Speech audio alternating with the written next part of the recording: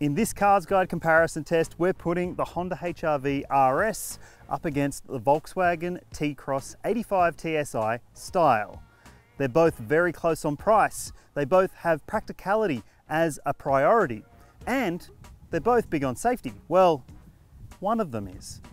Before we get into it, be sure to subscribe if you're watching on YouTube and hit that bell notification icon to stay up to date with all our new videos. Now first, let's look at the prices of these two models. They're very close on list pricing, but read my review for all the standard gear inclusions. Now, let's take a look at the practicality on offer. These two measure up very close in terms of dimensions, and for this part of the test I tried to fit the CarsGuide luggage in the boot of both of these models. So as you can see, you can fit all of the luggage in the back of the T-Cross. Now, let's take a look at how the HR-V stacks up.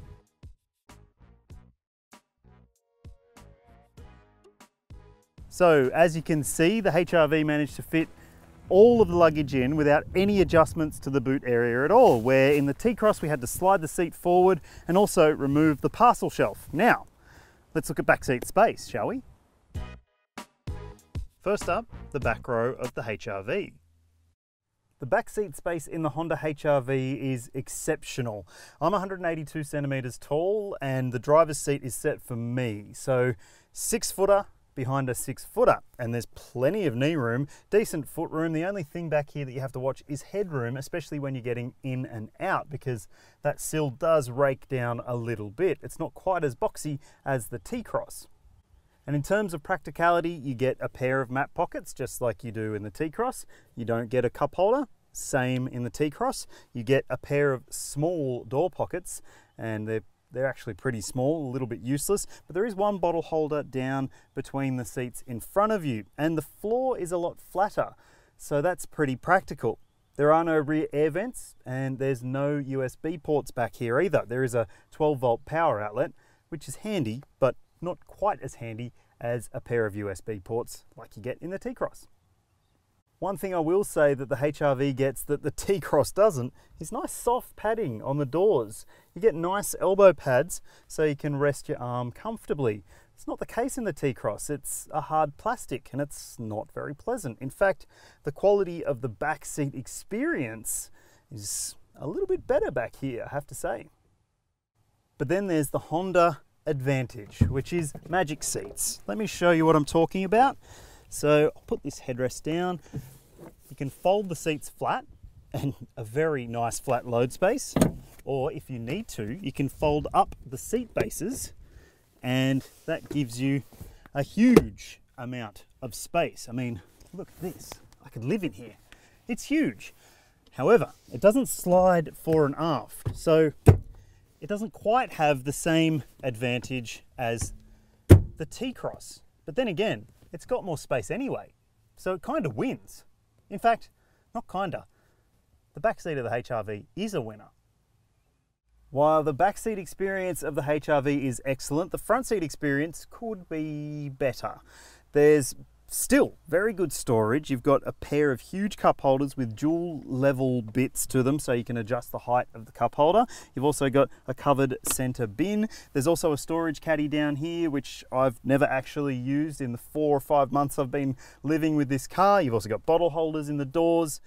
Otherwise though, there are some elements to the cabin which could be a lot better, including the media screen, which is terrible. There's an update coming very soon.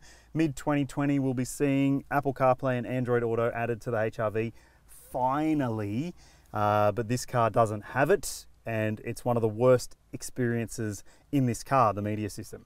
Just not very good at all.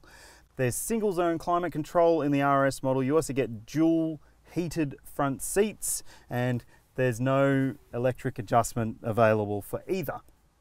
The steering wheel's nice in the hand. The materials are all very nice as well, although it is a very black space and it's starting to feel its age a little bit.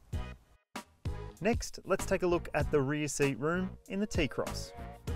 The backseat space on offer in the Volkswagen T-Cross is definitely good for a car of this size, and there's plenty of space behind my own driving position. I've got lots of knee room, a little bit more foot room, and very good headroom. It's easy to get in and out of this car as well. And the VW's little trick is it's sliding second row, so you might be able to tell that this would not be comfortable for me or that person in front because my knees are very hard up against. But if you have young kids, it could be perfect because you can prioritize boot space and they don't need quite as much legroom as I do. In terms of amenities, there's a few shortcomings, as I mentioned: no cup holders, no center armrest, no rear air vents. You do get a storage pocket here and a pair of USB ports to keep the kids charged up. They'll love that. And of course there are map pockets as well and big door pockets, but this is a Volkswagen and I'm not so impressed by this. Hard, scratchy plastics. Sure, they'll be easy to wipe down from those grubby little mitts that kids have, but they might give you elbows blisters on long road trips if you're an adult. Now, let's check out the front. In the front seat of the Volkswagen T-Cross, you do get it a little bit better than in the back because there are soft elbow pads on the doors, which is nice, but still hard plastics. Bit of hard plastic up the top here as well. You can tell that this is a budget Volkswagen model, but there are maybe a few shortcomings in terms of what you might expect if you're buying this brand of car. But then again, you've got to think about the price. As I mentioned earlier, they're very close. Let's talk about storage because there's a pair of cup holders here. You get a covered center armrest here. You also get big, massive, huge, enormous door pockets, but then they're not flocked like the other more expensive Volkswagen models, so things can move around. It's just maybe a little bit cheap feeling in some elements, but in other ways it feels really expensive. Like this car has a couple of packs fitted to it, the R-Line pack with a few styling extras inside and out, including this nice fabric seat trim. And it's also got the Sound and Vision package, which includes a beautiful big digital dashboard display in front of the driver. All models get an up-to-date 8-inch touchscreen media system with Apple CarPlay and Android Auto. You don't get sat-nav standard, but does that really matter?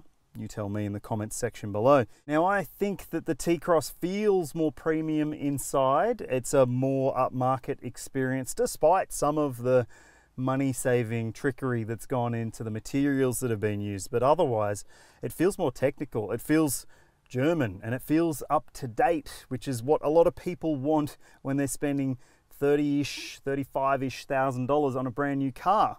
So it wins on that front. Now, let's see what it's like to drive. In fact, actually, we might hop in the HR-V and go for a drive in it first.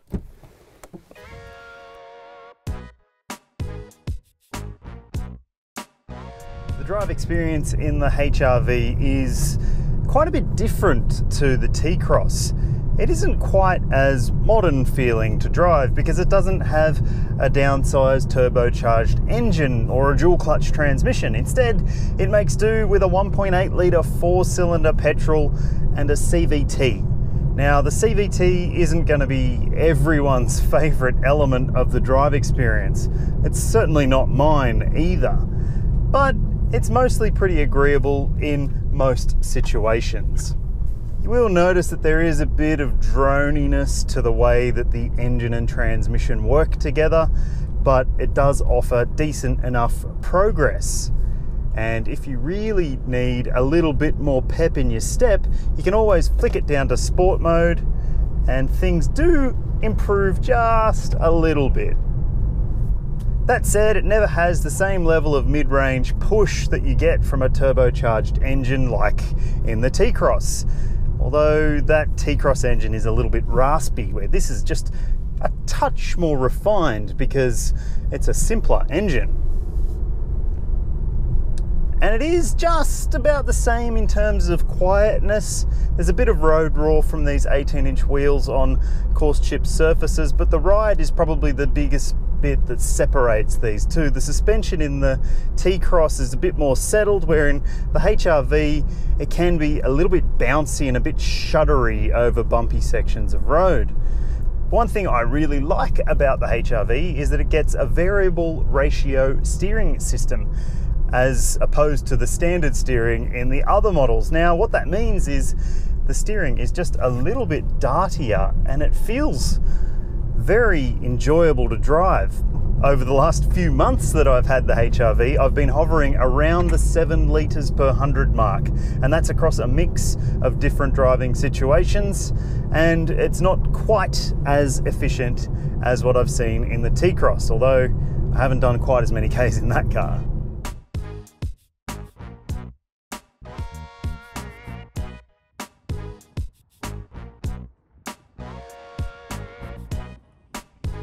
Now you might like that raspy engine note, or you might find it a little bit coarse. I particularly like 3-cylinder engines, so I am a bit of a fan of the rumble from under the bonnet of the T-Cross. And it's also a fairly peppy little engine. With as much power and torque as it has, it's surprising in terms of its outputs really, because it's easily outpowering that HRV. And it also has a snappy dual clutch automatic transmission, which is mostly pretty agreeable. At lower speeds, it can be a little bit lurchy and a little bit slow to react, and the throttle response in particular can be a little bit annoying at low speeds. But let me tell you, you get used to it, and it's probably going to be just a little bit more enjoyable to live with than a 1.8 with a CVT. Now the T-Cross doesn't steer quite as sweetly as the HRV. It's still very predictable and very nice to drive, but it isn't quite as fun focused. The steering's just a little bit slower. But the ride comfort is just a touch more resolved and a bit more compliant generally. It's pretty comfortable in most situations, although the big wheels do impact the ride quality a little bit. Same can be said for the HRV though. And just like the HRV, on coarse chip roads, it can be a little bit noisy in the cabin, although it's never to the point that you feel like you're going deaf. It's a pretty enjoyable car, this, and over my testing, I've seen fuel consumption of around 6.5 litres per 100 Ks. So it's got a slight advantage over the HRV in that regard, but geez, there's not much in it. Both of these cars are pretty decent to drive, and you're not really losing if you choose either of them. One thing that the Volkswagen will offer you that Honda simply doesn't right now is a more powerful engine. Yep, you've got the 3-cylinder in this car, but there's also going to be a more powerful 4-cylinder turbo, which is going to be considerably quicker. And if that matters to you, then the V-dub is pretty much going to have to be your choice.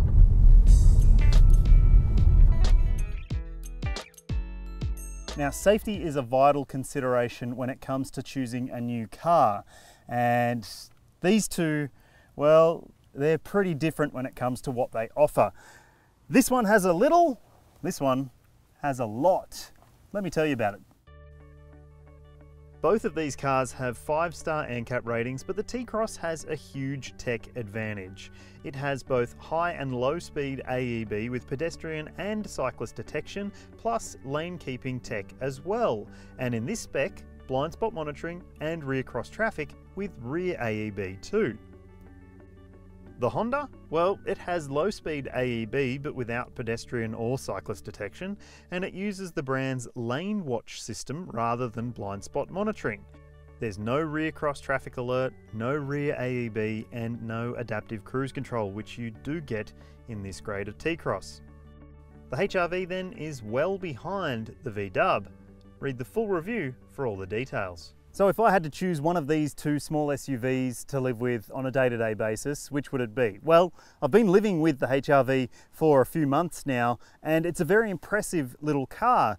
But for me, it's falling short when it comes to safety equipment, and the interior tech lets it down quite a bit. There is an update coming, as I mentioned earlier on, but it might not be enough to win many more buyers. It's still very impressive. If you need the king of practicality in a small footprint, that is your car. However, it's got a new challenger in the Volkswagen T-Cross, which is almost as practical, a little bit smaller, and better to drive, has more safety, equally as well equipped, if not better, and let me tell you, it just feels a bit more premium too.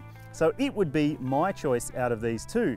Tell me if you think I'm wrong, let me know in the comments section below. And also don't forget, if you're watching on YouTube, hit like, hit subscribe, share this with your friends, and also hit the bell notification icon to stay up to date with all our latest videos.